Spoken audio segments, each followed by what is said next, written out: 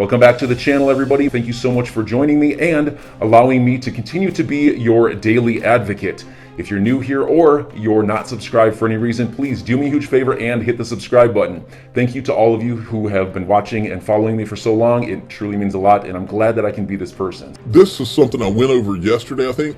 A bipartisan group of congressmen led by Tom Emmer have written a letter to the SEC's Gary Gensler asking for more details on how crypto firms are investigated. Now, at first glance, I thought, okay, well, that's good that he's writing a letter, but we need more than that. But then I got to thinking about it, and it was confirmed for me last night in that stream, in that recording. I got to thinking, maybe Tom Emmer and these guys are laying the groundwork for possibly even an investigation of what's going on here. So, I tweeted this out today. I said, boy, this sure looks like getting ducks in a row to investigate Gary Gensler, the SEC, Clayton Hinman. Bringing that Ripple lawsuit is the single dumbest move by an SEC chair in history. Continuing it is even dumber. And then I replied to, this was his tweet from yesterday, and I wanted to make sure he had all of the facts that are not in dispute from John Deaton, okay? And this is, that was put together by, I believe I think TAIG had put that together, the timeline for it, so the graphic. Okay. Then Representative Darren DeSoto had said that he was proud to lead, and he tweeted the letter out. And so it's a bipartisan group of congressmen that have put this together. So I grabbed all of their Twitter handles because there's a few other things we need to make them aware of. First one is this. I said, here you go, Congressman. May as well ask Gary Gensler about this too. Copied all of those congressmen in and was showing them this tweet. This is from Preston Byrne. Now, this is the guy that called that there was something fishy with the Ethereum ICO a long time ago. He says, my view for years has been that Ethereum pre-sale is mostly bought up by a handful of people working in concert. Here, Joseph Lubin discusses disguising mega whale purchases to make them look like legit crowdfunding. And then he goes on and he says, I mean, it should have been obvious to anyone who looks at the crowd sale wallet, but I guess people preferred to ignore that and swallow the Web3 propaganda whole. Web3 will come, but a Web3 worth the name will mostly be mined rather than issued. He says donate, and he's a Bitcoin guy, you should know that. But anyway, the point is that he is one of the only people early that was calling this out. And then I sent these congressmen this. Gary Gensler and the SEC have taken issue with Ripple and their holdings of XRP, so I'm sure they would be interested in an audit of the Ethereum ICO. And this is that same guy. He had written this article, and he had talked about this part, the pre-sale, and breaking it down even with graphs. So he's talking about how abnormal the graph of the way the Ethereum pre-sale happened was. And if you look at it, this is the graph. It's kind of interesting. If you look at that, and he said, the graph, this is what the graph looks like. Now, this is a graph of a random Kickstarter, okay, fundraiser, about how the fundraiser, what the graph looks like. And then this is a graph of the Tezos contributions. And he's making the point that this should not look like this, almost like it's coordinated. All right, so I sent that to those congressmen as well. Then I sent them a couple of questions. If they ever get Gary Gensler, Bill Hinman, Jay Clayton in front of them, they need to ask this question. For Bill Hinman, how could Bill Hinman know that Ethereum was sufficiently decentralized if disguised whales were able to buy the ICO with only an email address and in multiple identities? The ownership could be held very closely by a handful of banks, VCs. Must be investigated, Tom Emmer.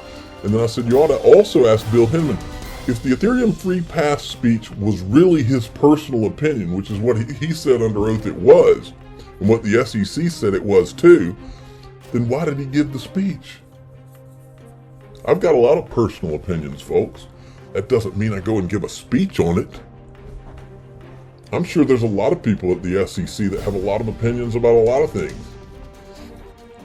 Have you seen Hester Pierce? She's got an opinion that the Ripple lawsuit shouldn't have been filed. She's got an opinion that they should create a safe harbor. She's got a lot of opinions, but she's not going out and giving specific speeches around her opinions that that literally give the market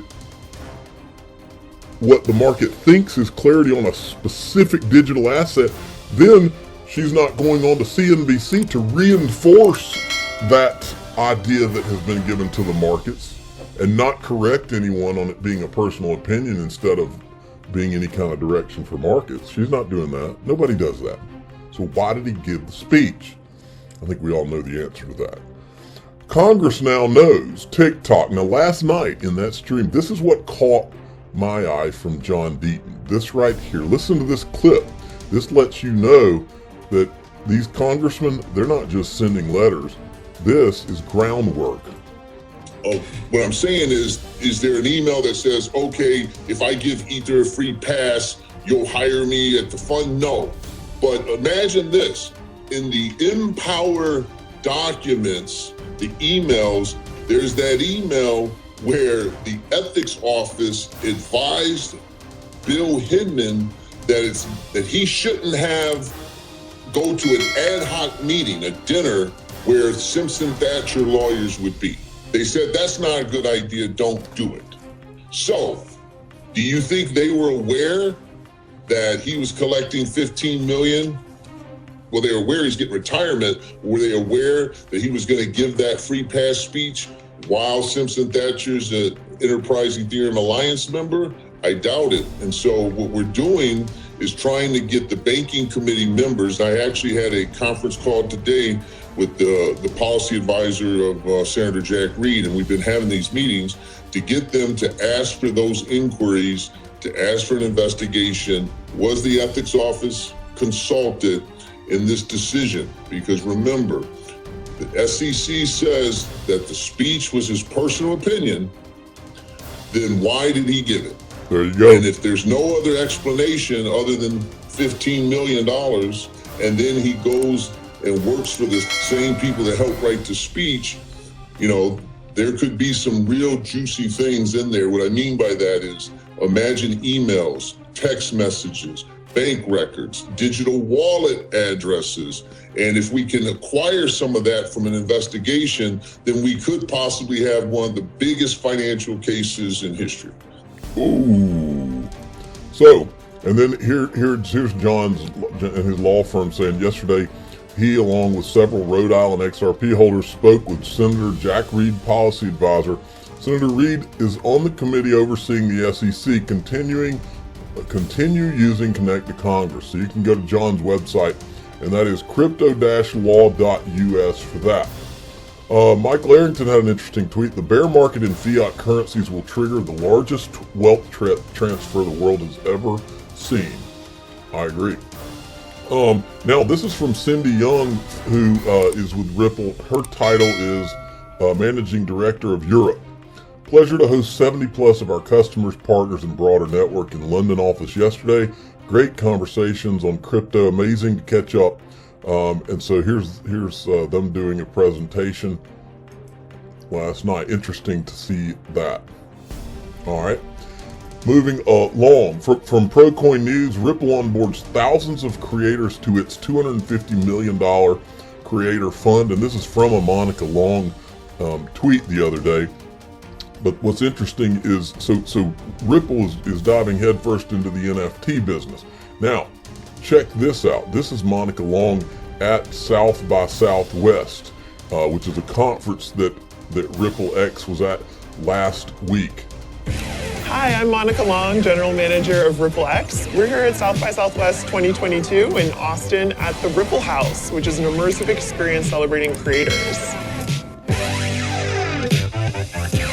With the rise in popularity among NFTs and crypto more broadly last year, there's an opportunity to provide creators and artists with more equity and ownership over the work that they create and distribute, which is why we launched the $250 million Creator Fund to accelerate that creator economy. Here at the house, we have our friends, the Xpunks team. They're creating avatars out of our house guests, and the Mint NFT team, who's giving away bandanas, both of which are going to be later minted on XRP Ledger. We also have Bua, who's an award-winning artist, showcasing his work in a digital gallery. we're just really excited to be here celebrating creators and the future of NFTs on XRP Ledger. And the good news is that your NFTs that you buy that are on the XRP ledger, when you buy them, it won't be a $20 NFT with $100 in gas fees. The gas fees will be pretty much non-existent, and you'll get your NFT for $20. Imagine that. Crazy, huh? Because the XRP ledger actually works. Now, the Modbus sent me this. Ripple XDev ERC 721 to XLS20 bridge. This is amazing. Voting is now live. They're voting on this, and you can go right here to this guy at Ape Rowboat Club, and you can have a link to that. Okay, now moving along. This tweet came out of the Chamber of Digital Commerce. Chamber Chief Policy Officer Tiana Taylor will be speaking at this DeFi retreat 2022 with all these people. And I said, when's she going to support Ripple or John Deaton, who represents 65K plus XRP holders worldwide? When is Chamber of Digital Commerce going to get behind them? All right, and then there was this tweet going around, be ready to lose all your money in crypto, EU regulators warn. I think that Gator Trader's onto something here. The language is interesting in the World Bank and the IMF white papers. Crypto equals proof of work. Virtual currency equals proof of stake.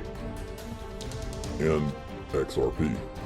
Most bullish crypto news ever is what I said, because that's a good question there. Now, this leads into this. Remember this piece of news Jake Travinsky was talking about this week?